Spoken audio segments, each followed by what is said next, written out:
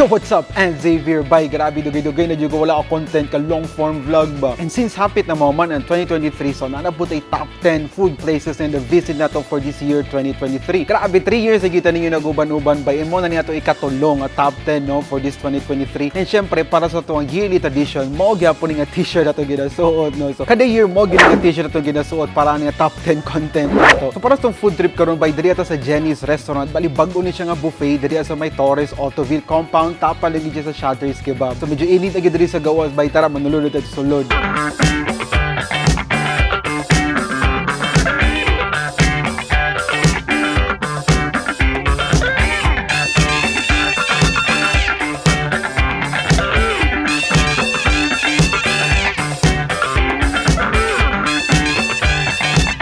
Yun, so finally, nanagita diri sa loob sa Jenny's Restaurant pre. May nalang pag medyo bugnaw-bugnaw diri sa loob, grabe nitas gawasoy. Inayos kayo setup diri sa loob by social lang kay mga tables and chairs lagi. Inapo din sila cafe sa gawas, so dagan siguro kape-kape di ba gabi ba. So bago tisuna tong food trip karon kung bago pa sa akong channel wala pa nga subscribe, palihog na mag-subscribe bay. Ako lang nagtabang para sa kuha. Gusto man nagtaon sa YouTube, palihog na hit sa notification bell para updated ka pa dito sa mga bago na tong upload. Uy, siga ng mga suga. Tara, naabot na itong mga food riyan, no? Ready na kita mo foods ba? Pero bago ko magsugod sa mga top 10, tilaman sa nato ilang sabaw.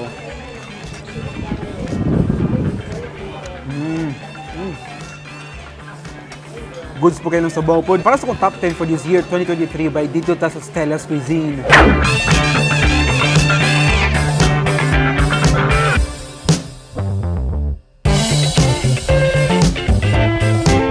Dami man gid kayo mga kakanin or snacks dito sa Stella's Cuisine pre. Nakaayos pa every 15 or 30th of the month kay nag-unli na sila ba unli snacks bitaw. Ang lamiya panaluwa lagi lami na daan nila mga kakanin tas unlimited pa gyud unli merienda ba. Sulit gigay ng unli merienda dito sa Stella's Cuisine lagi. Yung paborito gyud kay na ako na dira. Sashimi, tapos kikumansi and then the wasabi.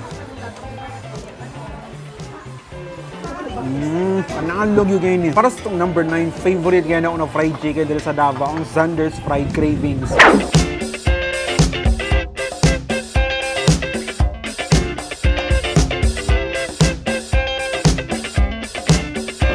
Paborito man yung kaya na akong chickens and patties or Goldie's fried chicken. Bida ka ng mga kinaraan style or karaan yung kaya nga OG yung kaya nga fried chicken din sa Davao ba. Pero kung natilawan na ako ang Zander's Fried Cravings ba, ang namiya lagi panalo yung kaya siya. Perfectly cooked, juicy ang manok. Hati po pagpakin mo sa manok, lagi magbagis yung baabang chicken ni juice ba. Lami yung kaya timpla yun. Yan ang chicken ni flavor, yun ang mubida, yun kaya mga other flavorings ba. So recommend yun ako sa inyo ba, i-try ang Zander's Fried Cravings. Sushi na po do, try na to.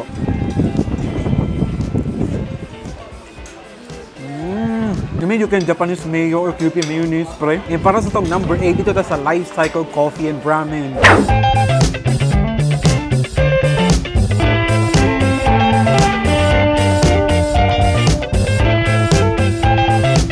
Grabe gaw, quality yung kayo ng ramen dito agyon. Pati yung proseso dito sa pagbuhat sa ilang ramen, they follow the traditional way. Ngayon ko lasang basihan, on point yung kayo ba, walong bigi kayo lagi. Ito gina sa mga quality yung kayo ng ramen dito sa Davao. So yung uno na yung kayo siya, at uno na yung kayo nimo, and kinda pricey pero sulit, worth it yung kayo every peso nimo ginabaya dito. So kung nagapangita mo next level nga food experience, add mo dito sa Life Cycle Coffee and Ramen. Pork afritada.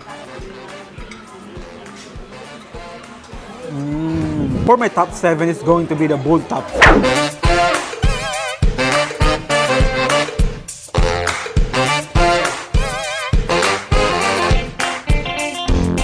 Panalo ang mga sabaw-sabaw dito sa Bull Top soy. Bulalo, lechon kawali. Hindi mo kinahanap mo ito bangkeruhan bay. Sulit yung kayo lasa sa mga pagkaon lagi. Nakayos pa, napos sila kabasyon sa kilid. So, mapaka-car wash ka, din kaon. Pwede rin yung ka dito agyo. Tali lang yung kuha. Kung mukhaan mo dito, order mo sila balba ko, sila lumpia. The best ganyan nga combo. Naray, humba. May lagi, paktong taba ba? E para sa top 6, isa ni sa paborito na ko na burgeran diri sa Davao, ang Harley's Burgers and Shakes.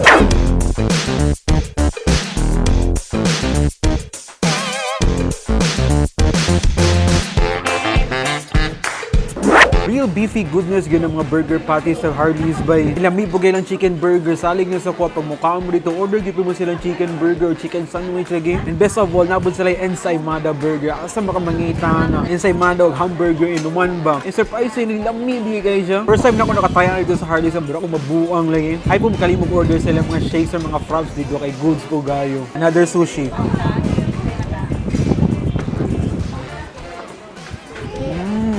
for our top 5 na nangay ko dali nga buffet pre. Sa Luke Catering Services and Buffet dira sa Feliz Resort.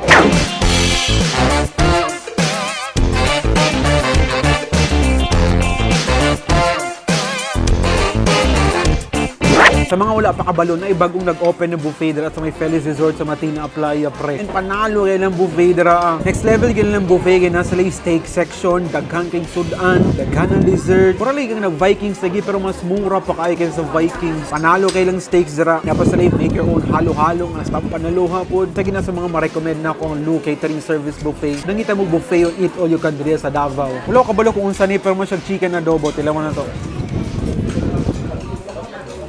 Chicken adobo yun. And para sa tong number 4, lamig lang mga sushi diri sa Toriyamo.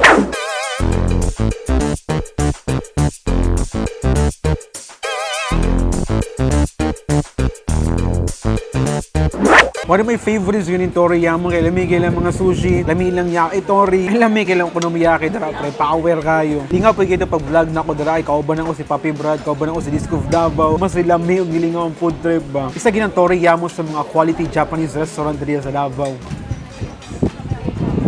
Number 3 na to pre, one of my favorite Chinese restaurant diri sa Davao, Hunter's Kitchen.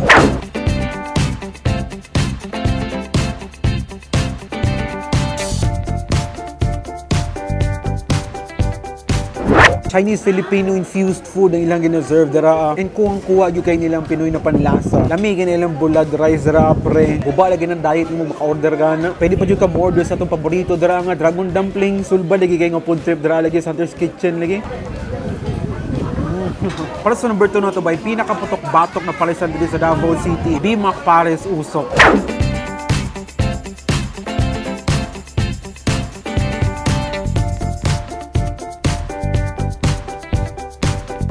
Ganahan ka mga putok-batok na pagkaon nga pares bay wala gi kailangan atuan Bimac Pares sige na automatic bone marrow, lechon kawali, chicharon bulaklak, balot na diha tanan topping sa ilang pares. And aside pa na daghan pa sila mga food na gina-serve dito, nasa lay chicken inasal, nasa lay lechon ulo, ibuutan pa yung kay tag i-accommodate ni kina sila permanente. Bimac Pares sige nagbagong atuaran karon para sa mga late night food trip. Wala pa ka dito ay napaulahi, i-try attack na dayon sa Bimac Pares pre. Bagong abot fish fillet, try na to.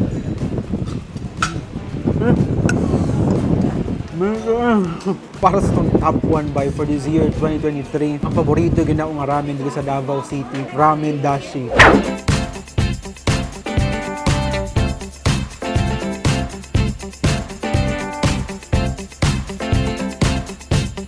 Authentic ramen, ganun lang gina-serve dira pre. The process, the ingredients, ang lasa po niya. On point yung kayong lasa nga makaingong yung authentic ramen gilagin. And best of all, barato lang po nila mga food dira abay compare mo sa mga ubang ramen house, sa mga ramen places diri sa Davao. Nasa lay 2 branch sa Torrelo dira sa may Ilustre bitaw. Yung kanang both branch nila bay paborito gigayon ako na doan. So kung ikaw favorite nimong ramen ng mga Japanese food tapos wala pa nakatry sa Ramen Dashi, mo na niyo ang sign by. So Merry Christmas and Happy New Year sa inyong tanan bay, sa inyong tanan gaw. Grabe. 3 years na kita nyo nagsabay-sabay and salamat yun kayo sa inyo mga suporta para sa ako. Sorry po kaayo kung medyo lately wala kayo naka-content na wala kayo naka-vlog. Kay mo ang reason no. Yes, sana ako'y baby so nabisi ko galaga sa tong baby. Ang mini Ans Dave na to. So thank you so much and kita kits 124 for more content.